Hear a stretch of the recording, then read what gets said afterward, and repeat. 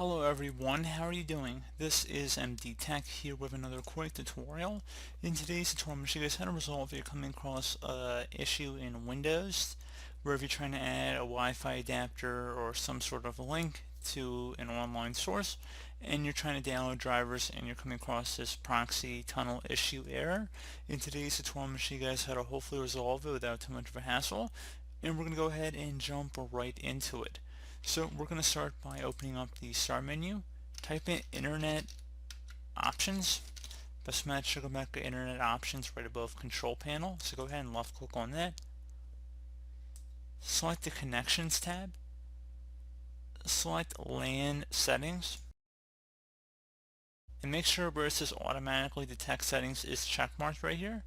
So once that's done, and if it's unchecked, you want to again check mark it in here. So just click inside the box one time. Select OK. Once you're done with that, select OK again, restart your computer, and that should be about it. So, as always, thank you guys for watching this brief tutorial. I do hope I was able to help you out, and I do look forward to catching you all in the next tutorial. Goodbye.